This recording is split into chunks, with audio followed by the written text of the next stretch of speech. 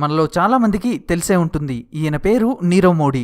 ఒకప్పుడు ప్రపంచంలోనే ఫేమస్ వజ్రాల వ్యాపారి. అంతేకాదు ఇండియన్ బ్యాంక్ హిస్టరీలోనే అతిపెద్ద కుంభకోణమైనటువంటి పంజాబ్ నేషనల్ బ్యాంక్ స్కామ్ లో ప్రధాన నిందితుడు. పంజాబ్ నేషనల్ బ్యాంక్ కు 13,000 కోట్ల సున్నం పెట్టి ఆ స్కామ్ బయటికి రావడానికి ముందే తన కుటుంబంతో 2018లో లండన్ పారిపోయాడు. కొన్ని నెలల కిందట 8 లక్షల రూపాయల సూట్ వేసుకుని లండన్ వీధుల్లో దర్జాగా తిరుగుతూ కనిపించాడు. ఈయన చేసిన స్కామ్ గురించి అక్కడి రిపోర్టర్ ఈయన్ని కొన్ని క్వశ్చన్స్ అడిగితే దానికి ఈయన ఇచ్చిన సమాధానం ఇది.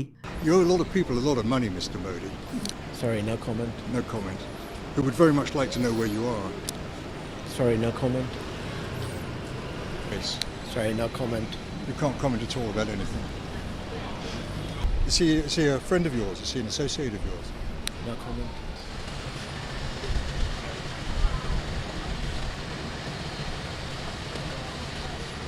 గంతకి తగ్గ బొంత అన్నట్టు అల్లుడికి తగ్గ మామ మెహుల్ చోక్సీ. ఈ మహానుభావుడు కూడా బ్యాంకులకు కట్టాల్సిన 1,000 కోట్ల రూపాయలని ఎగ్గొట్టి ఆ స్కామ్ బయటపడడానికి ముందే విదేశాలకు వెళ్లిపోయాడు. ఈ లిస్టులో వీళ్ళిద్దరికన్నా ముందుండాల్సిన పేరు ఈయనది. ఆయనే లిక్కర్ కింగ్ విజయ్ మాల్యా. దీపావళికి ఎంపీలకు విస్కీ సీసాలిచ్చినా, ఇంట్లో బంగారు టాయిలెట్ ని కట్టించుకున్నా ఈయన ఏది చేసినా ప్రత్యేకమే. అంతే ప్రత్యేకంగా 17 బ్యాంకులకు ఇవ్వాల్సిన 9,000 కోట్లని ఎగ్గొట్టి 2016లో ఈయన కూడా లండన్ పారిపోయాడు. ఈ లిస్టులో ఉన్న మరో వజ్రం లలిత్ మోడీ. 3,000 కోట్ల రూపాయల ఐపీఎల్ స్కామ్ లో ప్రధాన నిందితుడు. ఆ స్కామ్ బయటికి రావడానికి ముందే ఈయన కూడా లండన్ పారిపోయాడు. వీళ్ళే కాదు, 1993 గుజరాత్ పేలుళ్ల కేసులో ప్రధాన నిందితుడు టైగర్ హనీఫ్. వీడు కూడా ఫస్ట్ పాకిస్తాన్ కెళ్లి అక్కడి నుంచి లండన్ పారిపోయాడు. క్రికెట్ బెట్టింగ్ స్కామ్ లో ప్రధాన నిందితుడైనటువంటి సంజు చావ్లా కూడా 1996లో లండన్ పారిపోయాడు. అప్పటి నుంచి అక్కడే ఉంటున్నాడు. అంతేకాదు టీ సిరీస్ ఫౌండర్ అయిన గుల్షన్ కుమార్ ని హత్య చేసిన నదీం, ఇండియన్ నేవీ సీక్రెట్స్ ని లీక్ చేసిన రవిశంకరన్, ఇలా ఎంతో మంది నిందితులు ప్రస్తుతం లండన్ లో హ్యాపీగా ఉంటున్నారు.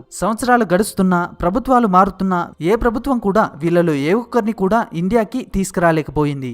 ఇదంతా పక్కన పెడితే అసలు ఇలాంటి ఫ్రాడ్ చేసిన వాళ్ళంతా ఫస్ట్ లండన్కే ఎందుకు పారిపోతారు? ఇంత పవర్ఫుల్ దేశమైన ఇండియా అన్ని సాక్ష్యాలు ఉన్నప్పటికీ వీళ్ళని తిరిగి ఇండియాకి ఎందుకు రప్పించలేకపోతుంది అనే విషయాలను ఈ వీడియోలో మనం తెలుసుకుందాం. మరెందుకు ఆలస్యం?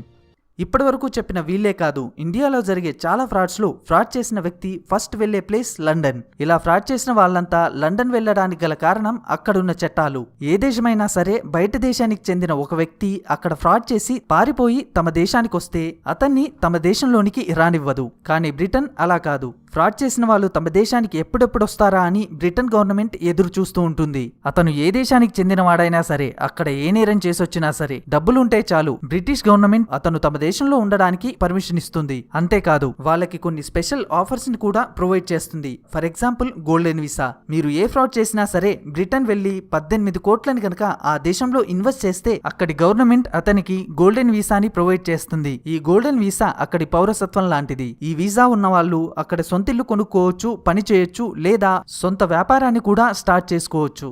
అసలు బ్రిటన్ ఫ్రాడ్ చేసి వచ్చిన వాళ్ళకి, క్రిమినల్స్ కి ఎందుకు ఇన్ని ఆఫర్స్ ఇస్తుందని మీరు అడగొచ్చు. దానికి కారణం డబ్బు. ఒక రిపోర్ట్ ప్రకారం 2006 నుంచి 2015 మధ్యలో కేవలం 9 సంవత్సరాల్లో బ్రిటిష్ గవర్నమెంట్ ఇలా పారిపోయి వచ్చిన వ్యక్తుల దగ్గర నుంచి $12.9 బిలియన్ అంటే 9 లక్షల కోట్ల రూపాయల్ని కలెక్ట్ చేసింది. కరప్షన్ వెల్త్ అనే ఒక నాన్ ప్రాఫిట్ సంస్థ రిలీజ్ చేసిన ఒక రిపోర్ట్ ప్రకారం వేరే దేశాల్లో మనీ లాండరింగ్ కి గురైన $8 బిలియన్ అంటే 56 లక్షల కోట్ల డబ్బు ప్రస్తుతం బ్రిటన్ లో ఉంది. వేరే దేశాల నుంచి ఇలా వచ్చిన డబ్బుపై అక్కడి బ్యాంకులు కానీ గవర్నమెంట్ కానీ ఎలాంటి యాక్షన్స్ తీసుకోవు. అందుకే ఫ్రాడ్ చేసిన వాళ్ళంతా ఆ డబ్బుని తీసుకుని బ్రిటన్ లో వెళ్లి సెటిల్ అవుతారు. మరి మన గవర్నమెంట్ అక్కడి గవర్నమెంట్ తో మాట్లాడి వీళ్లను తిరిగి ఇండియాకి తీసుకురావచ్చు కదా అని మీరు అడగవచ్చు. ఎస్, మన దేశంలో ఫ్రాడ్ చేసి వేరే దేశానికి పారిపోయిన వాళ్ళని తిరిగి మన దేశానికి తీసుకురావడానికి ఒక ప్రాసెస్ ఉంటుంది. అదే నేరస్తుల అప్పగింత ఒప్పందం. 1992లో బ్రిటన్ మరియు ఇండియా ఈ ఒప్పందంపై సంతకాలు కూడా చేశాయి. ఈ ఒప్పందం ప్రకారం మన దేశంలో నేరం చేసి ఎవరైనా బ్రిటన్ కి పారిపోతే బ్రిటన్ అతన్ని తిరిగి ఇండియాకు అప్పగించాలి. అదే విధంగా వాళ్ళ దేశం నుంచి ఎవరైనా ఇక్కడికి వస్తే మనం అతన్ని వాళ్ళకి అప్పగించాలి. మన ఇండియా ఈ రూల్ ని కరెక్ట్ గా ఫాలో అవుతుంది. కానీ బ్రిటన్ గవర్నమెంట్ హ్యూమన్ రైట్స్ అనే సాకును చూపి నేరస్తుల్ని అప్పగించడానికి ఒప్పుకోవట్లేదు. యూకే గవర్నమెంట్ చెప్పేదాని ప్రకారం ఒక వ్యక్తిని తిరిగి ఆ దేశానికి పంపిస్తే అతనక్కడ చిత్రహింసకి లేదా మరణశిక్షకి గురయ్యే అవకాశం ఉందని అక్కడ గవర్నమెంట్ గనక భావిస్తే అతన్ని తిరిగి ఆ దేశానికి అప్పగించడానికి ఒప్పుకోదు. ఈ ఒక్క రూల్ వల్ల ఎంతో మంది నిందితులు లండన్ పారిపోయి తమ సొంత దేశాల్లో విచారణకు కూడా హాజరవ్వకుండా అక్కడ హ్యాపీగా తిరుగుతున్నారు. యూకే తమ దేశంలోకి వచ్చిన ఫ్రాడ్స్ ని ఎంత బాగా చూసుకుంటుందో ఈ ఇన్సిడెంట్స్ చూస్తే మీకే అర్థమవుతుంది.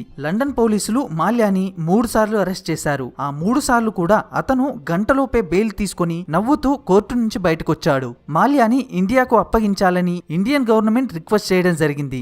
దానికి బ్రిటిష్ గవర్నమెంట్ ఇచ్చిన రిప్లై ఏంటో తెలుసా? ఇండియాలో జైళ్లు బాగా లేవు, వేడి ఎక్కువగా ఉంటుంది, బుక్స్ చదవడానికి సరైన లైట్ కూడా ఉండదు. ఈ కారణాల వల్ల మాల్యాని ఇండియాకి పంపడం కుదరదు. ఒకవేళ మీ జైళ్లపై మీకంత నమ్మకం ఉంటే వీడియో తీసి పంపించండి. ఆ వీడియో చూసిన తర్వాత నిర్ణయం తీసుకుంటామని అక్కడి కోర్టులు తేల్చి చెప్పాయి. వెంటనే మన గవర్నమెంట్ అతని కోసం ప్రత్యేకంగా జైల్ రూమ్ ని తయారు చేయించి east facing security cameras, medical facility, library, TV ఇలా ఆ రూమ్ కున్న అన్ని ప్రత్యేకతల్ని తెలుపుతూ 8 నిమిషాల వీడియోని బ్రిటన్ కోర్టుకి పంపించింది. ఆ వీడియో పంపిన తర్వాత కూడా బ్రిటన్ కోర్టు మాల్యాని ఇండియాకి పంపడానికి ఒప్పుకోలేదు.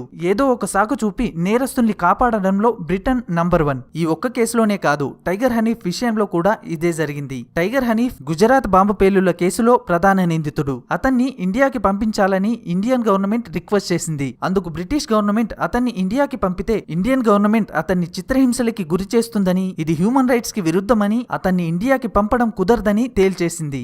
గుజరాత్ అల్లర్లు జరిగి 27 సంవత్సరాలు గడుస్తున్నా ఇప్పటికీ టైగర్ హనీఫ్ లండన్ లోనే ఉన్నాడు. అక్కడ లగ్జరీ లైఫ్ ని ఎంజాయ్ చేస్తున్నాడు. దీన్ని బట్టి అర్థం చేసుకోవచ్చు నిందితులంతా బ్రిటన్ కే ఎందుకెళ్తారో, బ్రిటన్ నిందితులకి ఎలాంటి సెక్యూరిటీని ఇస్తుందో. అందుకే లాస్ట్ 7 ఇయర్స్ లో మన దేశానికి చెందిన 5500 మంది బ్రిటన్ లో ఆశ్రయం కోసం అక్కడి గవర్నమెంట్ కి రిక్వెస్ట్ పెట్టుకున్నారు. 1992లో ఇండియాకి బ్రిటన్ కి మధ్య నేరస్తుల అప్పగింత ఒప్పందం జరిగింది. ఆ ఒప్పందం జరిగి 28 సంవత్సరాలు అయింది. ఈ 28 సంవత్సరాల్లో మన దేశంలో ఫ్రాడ్ చేసి పారిపోయిన 132 మందిని తిరిగి మన దేశానికి అప్పగించాలని ఇండియన్ గవర్నమెంట్ బ్రిటిష్ గవర్నమెంట్ ని రిక్వెస్ట్ చేసింది. అందుకు బ్రిటన్ ఎంతమందిని అప్పగించిందో తెలుసా? కేవలం ఒక్కరిని మాత్రమే. ఆ ఒక్కడు కూడా నేరాన్ని ఒప్పుకోవడం వల్ల అప్పగించింది. మిగతా రిక్వెస్ట్లలో చాలా వాటిని రిజెక్ట్ చేస్తే కొన్ని మాత్రం సంవత్సరాలు గడుస్తున్నా ఇంకా అలాగే పెండింగ్ లో ఉన్నాయి. మన దేశం మాత్రం బ్రిటన్ అడిగిన ప్రతి ఒక్కరిని వాళ్ళకి అప్పగించింది. అలా అని బ్రిటన్ అన్ని దేశాలతో ఇలా ఉండదు.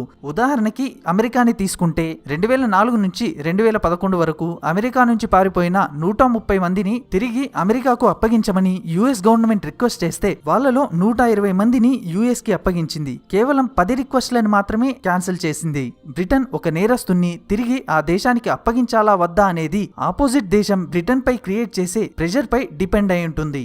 దీన్ని బట్టి అర్థం చేసుకోవచ్చు మన దేశం బ్రిటన్ లో ఉన్న వాళ్ళని తిరిగి ఇండియాకు రప్పించడానికి బ్రిటన్ పై ఎంత ప్రెజర్ ని క్రియేట్ చేసిందో. చాలా మంది వాడెవడో దోసుకెళ్తే మనకేం లాస్ అని అనుకుంటూ ఉంటారు. కానీ అది జనాల డబ్బు, ట్యాక్సుల రూపంలో ప్రజలు గవర్నమెంట్ కి కట్టిన డబ్బు. వీళ్ళలాంటి వాళ్ళు ఎప్పుడు డబ్బును దొబ్బేసినా కట్టాల్సింది జనాలే, చిల్లు పడేది మన జేబుకే. లాస్ట్ 5 ఇయర్స్ లో నీరవ్ మోడీ, విజయ్ మాల్యా లాంటి 58 మంది బిజినెస్ మెన్స్ కోట్లు కొల్లగొట్టి మన దేశం నుంచి పారిపోయారు. మన గవర్నమెంట్ కానీ బ్యాంక్ అధికారులు కానీ వీళ్ళని పట్టుకోరు. వీళ్ళ దగ్గర నుంచి ఆ డబ్బుని వసూలు చేయరు. మరి ఎవరి దగ్గర నుంచి వసూలు చేస్తారంటే వీళ్ళ దగ్గర నుంచి. కర్ణాటకలో ₹3.40 అప్పుని కట్టమని ఒక రైతుని 15 కిలోమీటర్లు నడిపించాడు ఒక సిన్సియర్ బ్యాంకు ఉద్యోగి. ఒరిస్సాలో 100 సంవత్సరాలున్న తన తల్లి లేవలేని స్థితిలో ఉంది. తనకు ఇవ్వాల్సిన 3 నెలల పింఛన్ ₹1500 ఇవ్వాలని తన కూతురు బ్యాంకుకెళ్తే మంచంలో ఉన్నా సరే ఆమె వస్తేనే పింఛన్ ఇస్తాం, ఫిజికల్ వెరిఫికేషన్ కూడా చేయాలన్నాడు మరో సిన్సియర్ బ్యాంక్ ఉద్యోగి. ఒక సామాన్యుడికి లోన్ ఇవ్వడానికి 100 పేపర్స్ 100 రూల్స్ అడిగే బ్యాంకులు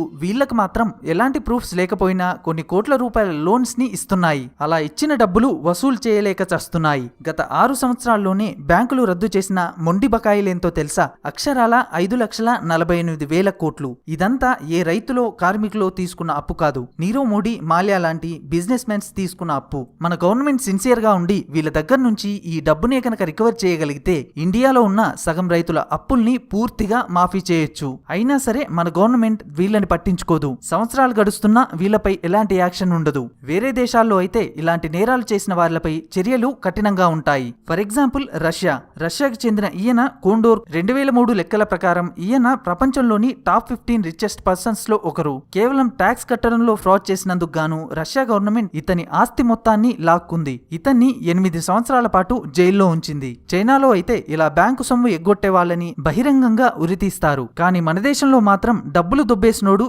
ఎప్పుడు ఇండియాకొస్తాడా అని జైళ్లకి రంగులేస్తూ కూర్చుంటాం. ఈ పరిస్థితి మారాలని ఆకాంక్షిస్తూ మీ ఫ్యాక్ట్స్ ఫర్ యూ. ఈ వీడియో కనుక మీకు నచ్చినట్లయితే లైక్ చేయండి, షేర్ చేయండి, కామెంట్ చేయడం మాత్రం మర్చిపోకండి.